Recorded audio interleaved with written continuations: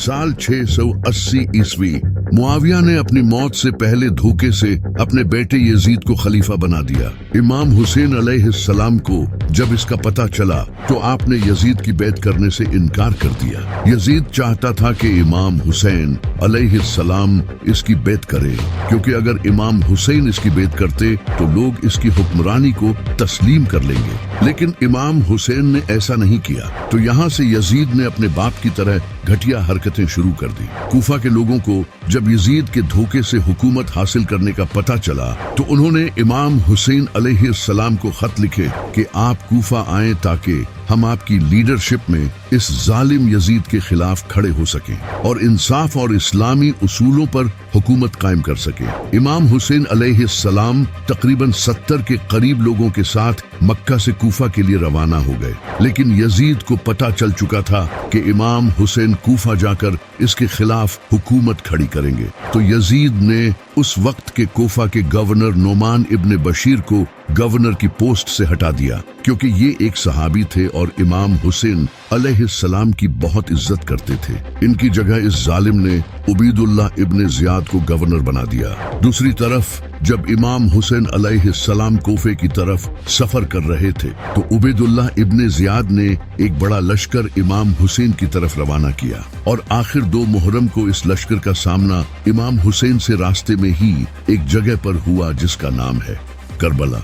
Yazid की इस फौज का लीडर अमर बिन साद था। इसने इमाम हुसैन को यजीद की बैत करने पर मजबूर किया, लेकिन इमाम हुसैन अलैहिस्सलाम ने कहा कि मैं किसी जालिम की बैत नहीं कर सकता। इसने इमाम हुसैन को धमकियां दी, लेकिन आप हक पर डटे रहे। कुछ दिनों बाद जब अमर बिन साद को पता चल गया कि इमाम हुसैन सरेंडर नहीं करेंगे तो इसने इमाम हुसैन अलैहिस्सलाम के काफिले का पानी बंद कर दिया और दरिया पर फौज खड़ी कर दी। इस दरिया का नाम दरियाए फुरात था, जिसे आज हम यूफ्रेट्स रिवर कहते हैं। ये वही दरिया है जिसके बारे में नबी अलैहिस्सलाम ने फरमाया था कि क़यामत से पहले इस दरिया से सोना निकलेगा और लोग इस पर लड़ते हुए मर जाएंगे।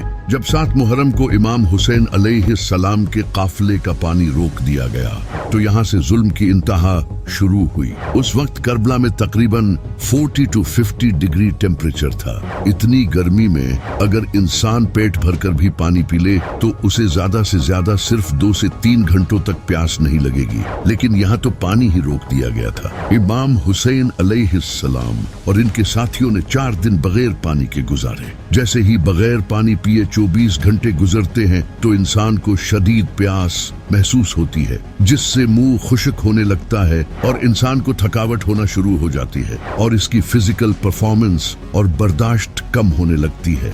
2 दिन बाद प्यास और ज्यादा बढ़ जाएगी और मुंह पूरी तरह से खुश्क हो जाएगा और स्किन भी ड्राई और बहुत कम इलास्टिक हो जाएगी। अब बॉडी बार बार पानी पीने का सिग्नल देगी। उस वक्त माइंड में सिवाय पानी के दूसरा ख्याल नहीं आएगा। इसके अलावा हल्कापन, चक्कर आना, उलझन होना, ये सब शुरू हो जाएगा, जिससे ब्लड वॉल्यूम और प्रेशर कम होने लगेगा। हार्ट बीट बढ़ने लगेगी ताकि ब्लड प्रेशर मेंटेन रह सके। 3 दिन बाद अब प्यास की कोई इंतहा नहीं होगी। ब्रेन काम करना कम हो जाएगा, उलझन होने लगेगी, मसल्स और सर में शदीद दर्द होगा, आंखें धंस जाएंगी और स्किन और भी ड्राई और झुर्रियों वाली हो जाएगी। जिस्म तेजी से सांस लेगा ताकि ब्लड वॉल्यूम कॉम्पेंसेट कर सके।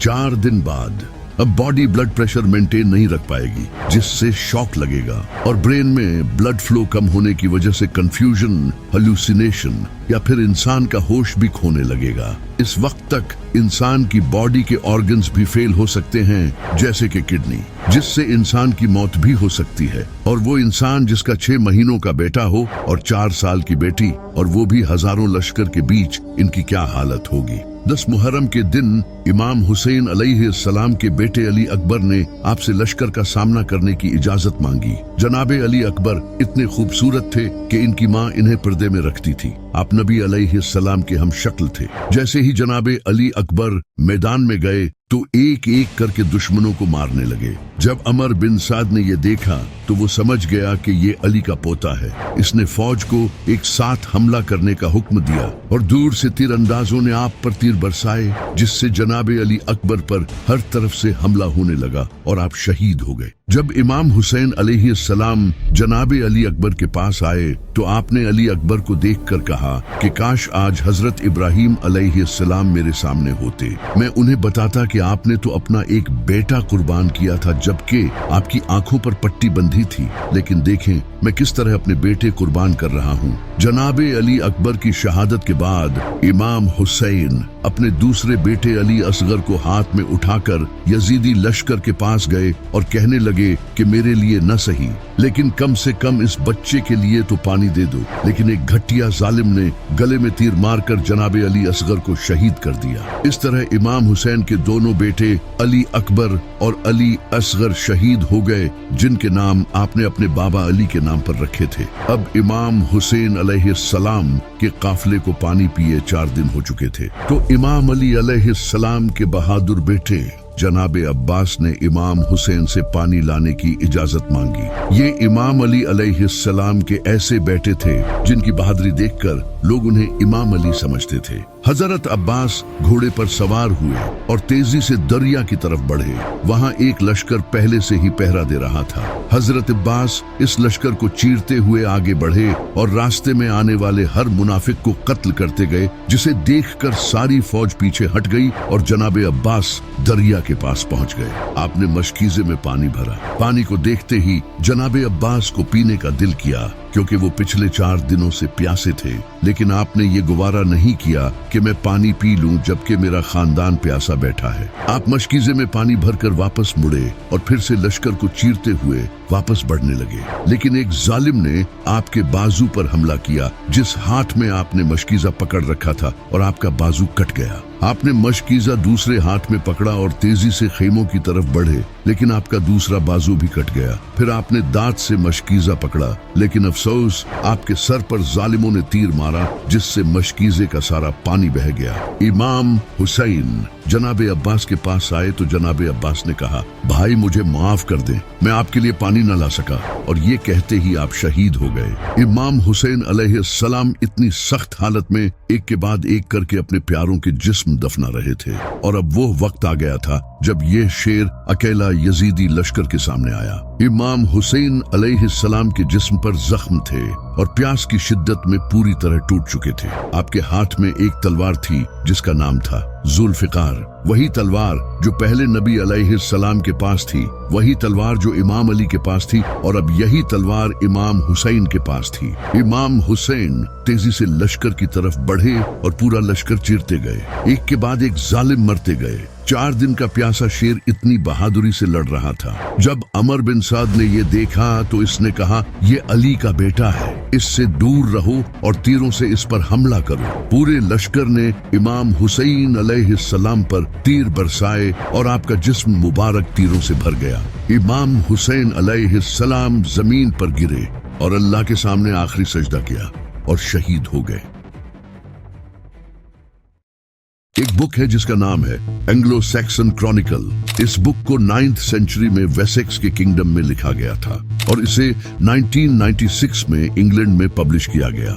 इसमें हजरत ईसा अलैहिस्सलाम के दौर से लेकर ब्रिटेन में होने वाले तमाम इंपॉर्टेंट इंसिडेंट्स को लिखा गया है। इसी बुक के पेज नंबर 38 में एक अजीब सा वाकया लिखा है जो कि साल 685 ईस्वी में हुआ था। इस किताब में लिखा है कि इस साल आसमान से इतना खून बरसा कि दूध और मक्खन तक खून में बदल गए। लेकिन आखिर इसके पीछे की वजह क्या है और ये क्यों हुआ था? इस किताब में लिखा है कि ये वाकया साल 685 ईस्वी में हुआ था। अगर इस्लामी कैलेंडर के हिसाब से देखा जाए तो ये इमाम हुसैन अलैहिस्सलाम की शहादत के बाद का टाइम है, और इसी साल ब्रिटेन में खून की बारिश हुई।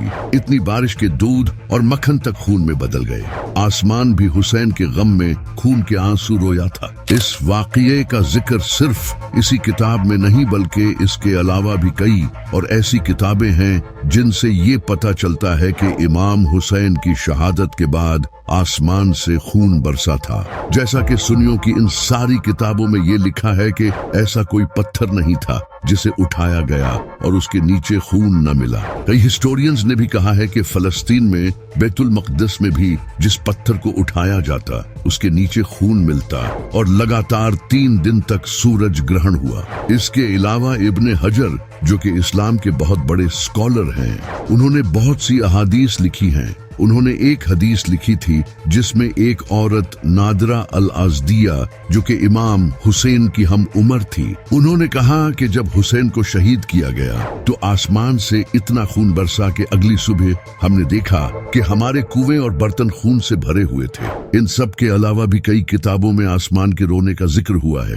इन किताबों के नाम आप स्क्रीन पर देख सकते हैं। इन सब किताबों में ये लिखा है कि इमाम हुसैन की शहादत के दिन आसमान लाल हो गया था और कई दिनों तक लाल रहा। इमाम हसन अलैहिस्सलाम ने फरमाया था कि जब आसमान लाल होता है तो वो रोता है। लेकिन इमाम हुसैन की शहादत का असर सिर्फ आसमान पर ही नहीं हुआ, इसके अलावा भी जानवरों और जिनों तक पर इसका असर हुआ है। एक हदीस है जिसमें नबी अलैहिस्सलाम की बीवी उम्मुल मोमिनीन उम्मे सलमा बयान करती हैं कि मैंने अपने कानों से जिनों को इमाम हुसैन की शहादत पर मातम करते सुना है। जिनों तक को इमाम हुसैन अलैहिस्सलाम की शहादत का सदमा लगा था।